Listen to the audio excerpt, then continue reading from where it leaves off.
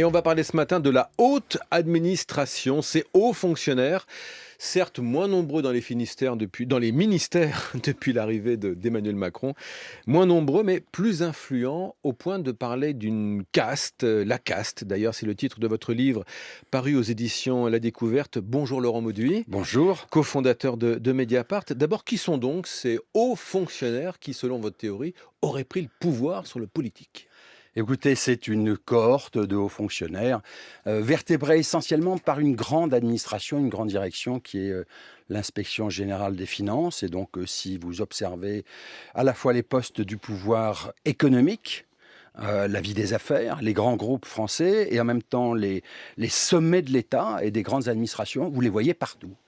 Vous les voyez, c'est la moitié des PDG du CAC 40, de la vie des affaires, qui, surfant sur les privatisations, ont pris les commandes des groupes qu'ils ont privatisés. C'est le gouverneur de la Banque de France qui vient de BNP Paribas. C'est le patron de la Caisse des dépôts et consignations qui vient de l'assureur Generali. Et puis, ce sont les sommets de l'État autour d'Emmanuel Macron, qui lui-même vient du privé, la banque Rothschild, et qui ensuite est arrivé à l'Élysée. Mais en quoi ont-ils pris le pouvoir sur le politique ? Pour une raison, c'est que on a bien vu au fil des années une crise majeure des grands partis traditionnels, à la fois le parti Les Républicains et le Parti Socialiste. Eux sont pendant très longtemps restés dans l'ombre. Vous voyez bien certains de ces grands oligarques qui n'ont jamais osé franchir le pas. Un Jacques Attali, un Alain Minc, qui sont restés dans les coulisses du pouvoir. Et eux ont profité de la crise majeure qu'on a vécue, l'élection présidentielle la dernière, pour porter l'un des leurs au sommet de l'État. Et donc, je trouve que c'est l'aboutissement à la fois de la crise politique, mais aussi d'une histoire longue de hauts fonctionnaires qui sont devenus progressivement de plus en plus influents. Ils ont d'abord dicté des politiques, toujours les mêmes, à la gauche et à la droite. Celle dit vous donnez une date de départ, hein, c'est 86, les privatisations. Oui, en fait, c'est 83 le tournant de la rigueur de la gauche, et là, progressivement, dans la haute fonction publique, il y a une conversion à une pensée unique. Et puis, C'est la ensuite, politique de rigueur mise en place par Fabius. oui, donc progressivement. Vous savez, autrefois, je parle des années 1960, la haute fonction publique était diverse. Par exemple, Giscard d'Estaing, ministre des Finances, en 65, crée une direction de la prévision. Et au sein de cette direction, il y a des hauts fonctionnaires de droite, il y a des hauts fonctionnaires de gauche, du PSU, du Parti socialiste, des communistes. Et si un ministre demande une note pour une réforme, parfois les hauts fonctionnaires ne sont pas d'accord et non, ils n'envoient pas une note, ils en envoient deux, ce qui réhabilite le rôle du politique. Et à partir de 83, il n'y a plus cet aspect composite et la défense de l'intérêt général. Ça devient une haute fonction publique monopensée. Et donc c'est un Alors, aspect très... le fait qu'il y ait effectivement depuis 83 une politique plus de rigueur, des avantages sociaux qui disparaissent puis 86, de là à dire que les hauts fonctionnaires ont placé l'un des leurs au pouvoir sciemment, Emmanuel Macron qui est arrivé, est-ce que vous n'êtes pas en train de tomber dans la théorie du complot ? Non, écoutez, observez bien ce qui s'est passé. Lui, pendant un temps, et le parcours d'Emmanuel Macron est très révélateur de l'évolution de cette haute fonction publique. Il y a eu un grand mouvement de pantouflage, de passage vers le privé, et ensuite de rétro-pantouflage. C'est sans doute l'effet le plus spectaculaire, c'est-à-dire Le des hauts revolving, fonctionnaires, oui, et qui ensuite qui reviennent. Emmanuel Macron, donc, est d'abord inspecteur des finances, ensuite il passe à la banque Rothschild. Ensuite, il rentre au sein de la commission Attali, la commission Attali qui est chargée par Nicolas Sarkozy en 2007 de faire des propositions pour libérer, comme ils disent à l'époque, la croissance française. Et c'est grâce à cette commission qu'il va arriver à l'avant-scène. Et donc il y a un aspect je trouve très spectaculaire, c'est qu'il y a une sorte de prise d'audace de la Prise part d'audace, mais ce n'est pas nouveau. Jacques Chirac avait été dans le cabinet de Pompidou, et puis il a rencontré Balladur, et puis ce sont des familles politiques qui naissent comme ça. Pourquoi le cas Macron serait-il il y a une spécifique ? porosité qui est très ancienne. Et même si vous remontez au 19e siècle, et je le fais dans le livre, vous voyez bien qu'une partie de l'inspection des finances vit de va-et-vient avec le privé. Et qu'en général, beaucoup de ces hauts fonctionnaires vont vers la finance. Là, ce qui est très nouveau, c'est ça le phénomène massif depuis une dizaine d'années, ce sont les rétro-pantouflages. Je l'ai dit tout à l'heure, pensez que le gouverneur de la Banque de France vient de BNP Ce sont les Paribas. allers-retours entre la fonction publique et la fonction privée. Oui, mais attendez, dans la tradition française, le code pénal encadre le Il faut passage... 3 ans. Oui, Il faut du 3 public ans vers le du privé. public C'est-à-dire vers le sous privé. 3 ans, vous n'avez pas le droit de passer dans l'entreprise privée sur lequel vous avez exercé l'autorité publique. Mais le code pénal ne prévoit pas l'inverse, le passage du privé vers le public. Il ne le prévoyait pas parce que les cas de figure étaient rarissimes. Or là, c'est massif. Avec donc, on va le dire en ligne de fond, des possibles conflits d'intérêts. Ben évidemment, regardez, je le dis dans le livre, mais ensuite on l'a beaucoup chroniqué sur Mediapart, le cas d'Alexis Kohler, qui est le secrétaire général de l'Élysée. On sait qu'il a voulu passer à 2 reprises au sein du groupe auquel il est lié par sa famille, qui est le groupe de transport maritime MSC. Or, j'ai apporté la preuve avec ma consoeur Martine Orange qu'il a, quand il était haut fonctionnaire, notamment à l'Agence des participations de l'État, défendu des mesures en faveur de son groupe familial. Et donc, il y a une forme de privatisation de l'intérieur des postes clés de la République avec des conflits d'intérêts majeurs. Bien sûr, Laurent Mauduit, mais d'abord, l'affaire Keller-MSC, on verra ce qu'en dit la justice. Et puis, je voulais vous dire aussi que les cas particuliers ne font pas un système, et encore moins une théorie. Non, certes, mais vous comprenez bien. Arrêtons-nous juste un instant. Je veux dire, quand le gouverneur de la Banque de France est choisi, François Villeroy de Galhau, venant de BNP Paribas, il y a eu dans Le Monde un appel de 200 économistes disant que ceci posait un problème majeur. Vous savez, à Bruxelles, ça a un nom, Revolving Doors. Ouais. Hein. Je prends une illustration. Jean-Marc Ayrault, Premier ministre, prend comme conseiller pour les banques quelqu'un qui vient de la banque BPCE.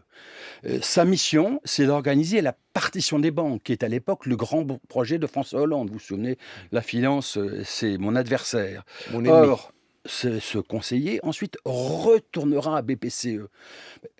Pensez-vous honnêtement que l'on va égorger son possible futur employeur? Et donc voilà, ce système de porosité, c'est-à-dire d'écroulement de la frontière entre le public et le privé, entre l'intérêt général et les intérêts privés, est-ce que vous pensez... il y a une dilution qui est démocratiquement très préoccupante. Alors ça, c'est pour les hommes d'affaires qui font les allers-retours entre le privé et le public. Il y a aussi ces hauts fonctionnaires que choisit parfois directement Emmanuel Macron pour les ministères, ce qu'on appelle les directions administratives, les DAC, les directions de l'administration centrale. Le fait que le président de la République, le chef de l'État fasse le DRH, ça vous pose un problème? Non, c'est pas ça, c'est que vous voyez bien que ça induit un fonctionnement qui est nouveau. Je veux dire, son parti, il y a certes la République en marche, mais c'est beaucoup la très haute administration, et ça a été très documenté, je le rappelle dans le livre. Il convoque lui-même à l'Élysée la plupart des directeurs d'administration centrale. Et Alors c'est avec eux. expliquez-nous en quoi c'est malsain, pour reprendre un terme équivalent dans votre livre. C'est pas malsain. Ce que j'observe, c'est que Macron a donc un cheminement. Il travaille d'abord pour Sarkozy dans le cadre de la commission Attali. Il fait des réformes, et ces réformes, il commence à les appliquer quand il devient ministre de l'économie, et il les poursuit quand il est chef de l'État. Et donc il y a un aspect désespérant dans cette situation. Hein. Vous savez, c'est la formule que Tancredi souffle à l'oreille du prince de Salina dans Le Guépard. Il faut que tout change pour que rien ne change. Ouais. Le propre de l'oligarchie, c'est qu'elle est insubmersible. Quelles que soient les alternances démocratiques, cette haute fonction publique reste en place. Elle recommande les mêmes politiques à la gauche et à la droite pendant 20 ans, et puis ça génère une crise tellement majeure qu'ils y en arrivent même eux-mêmes. C'est un peu les intendants du royaume qui trouvent que le monarque est nul et le mettent de côté. Oui, sauf que dans la phrase que vous rappelez du livre qui a donné le film Le Guépard, le livre de Lampedusa. À l'époque, il s'agit du déclin des aristocrates. Certes. Aujourd'hui, c'est un peu ce que disait Bourdieu à propos de la noblesse d'État. Ouais. Une noblesse d'État dont Emmanuel Macron ne veut surtout pas se revendiquer. Oui, observez à quel point les choses ont changé vite. La noblesse d'État, Bourdieu l'écrit en 1989, donc il y a peu de temps. Or maintenant, ce n'est plus une noblesse d'État, c'est une noblesse du privé, pour les raisons que je vous indiquais. Ils ont procédé à une privatisation des postes clés de la République. Et donc c'est, je trouve, on ne peut pas seulement maintenant étudier, comme le faisait Bourdieu, la reproduction des élites publiques. Il faut voir que ces élites publiques se sont radicalement transformées. Ce qui est très féroce aussi dans votre livre, Laurent Mauduit, ce sont les premières lignes. Quand vous rappelez qu'il y a un philosophe, il y a une 50aine d'années, qui avait déjà mis en garde contre, je cite, les oligarchies de compétents associés aux puissants fortunés. Or, ce Aux puissances philosophe, d'argent, aux ouais. puissances de l'argent, or ce philosophe, c'était Paul Ricoeur, ce Paul philosophe Ricoeur, dont Emmanuel Macron fut a l'assistant. été l'assistant. Et donc voilà, Ricoeur écrit ça dans la préface d'un livre d'un journaliste du Monde en 1968.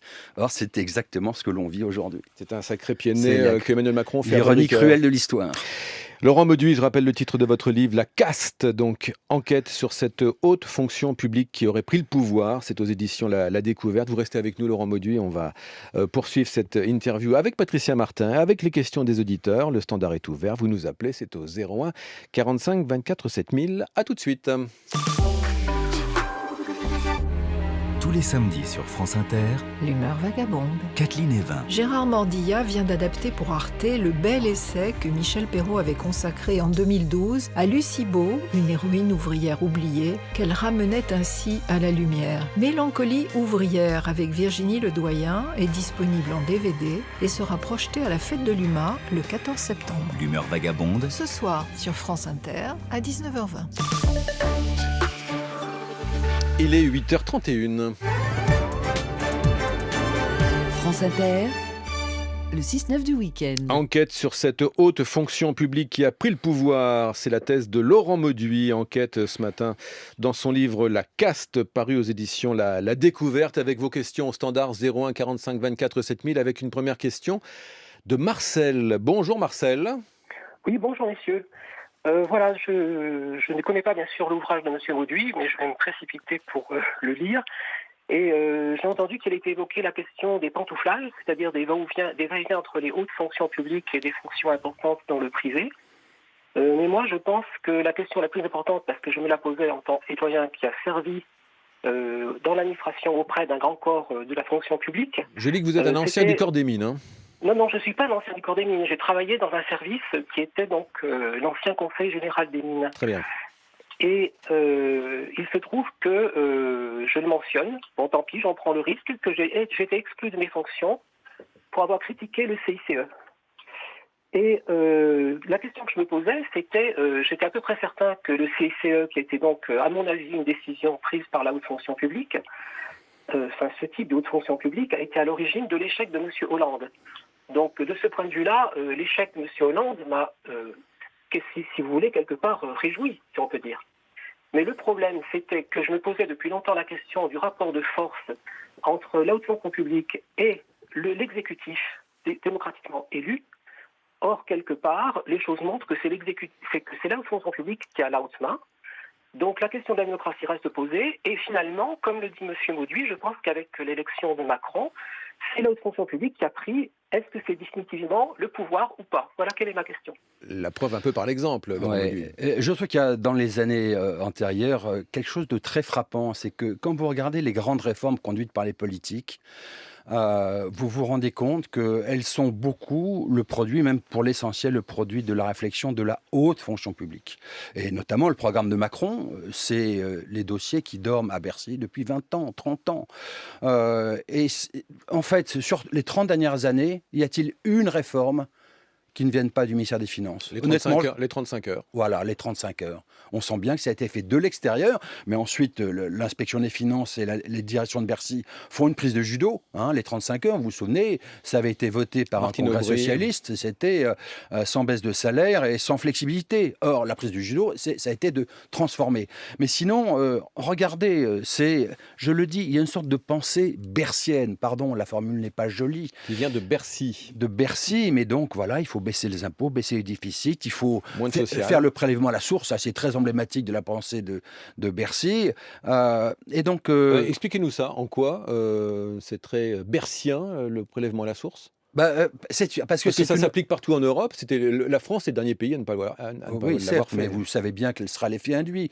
L'effet induit, c'est comme l'impôt sur le revenu progressif est un impôt très compliqué et pour les entreprises, c'est très compliqué du même coup à mettre en œuvre. Ça va pousser à une évolution qui sera la simplification de l'impôt et donc la remise en cause de sa progressivité. Donc la remise en cause du principe édicté par la Déclaration des droits de l'homme. Plus on est riche, plus on paye. Une question de Patricia Martin. Oui, Laurent Mauduit, cette dérive donc, que vous vous dénoncez, elle n'est pas que française, elle est aussi européenne. Et vous citez beaucoup d'exemples d'ailleurs à ce sujet dans votre livre. Il y a pourtant un comité d'éthique à Bruxelles qui est donc censé surveiller ces conflits d'intérêts.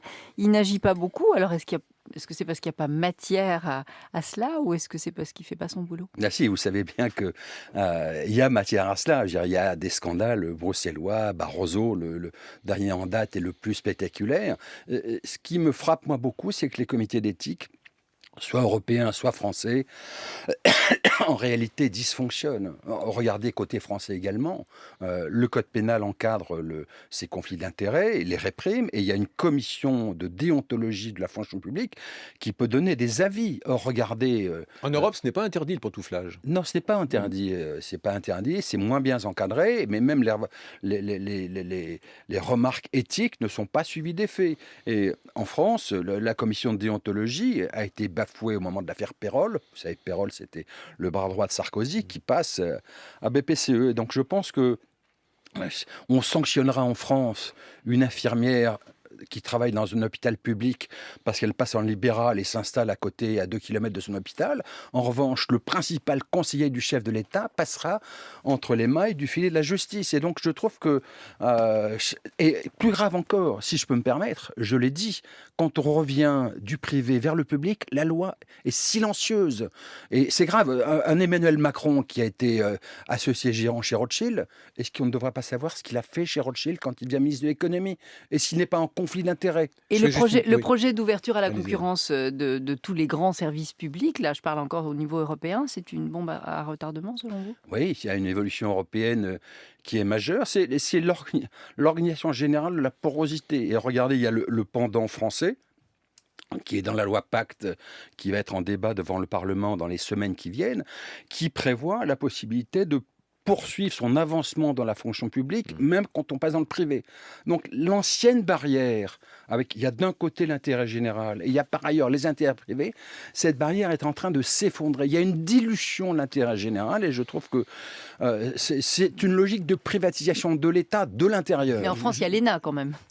Bah ça, vous voulez Qui supprimer. existe. Enfin, c'est encore un autre. Enfin, c'est le même débat, mais Ah ben, l'ENA, si je peux me permettre, oui. c'est le cœur Oui, du débat oui. en France parce que il y a des très grands, parce que parfois on m'accuse de populisme. Hein, le peuple contre les élites, c'est populiste. Pardon, il y a des très grands républicains. En 1848, Hippolyte Carnot, Marc Bloch qui reproche au Front populaire, républicain dans les années 40, le grand républicain qui qui reproche mourra Vichy d'avoir pendant que l'occupation, la haute il administration reproche happée par Vichy. au Front populaire de penser à créer une école nationale d'administration.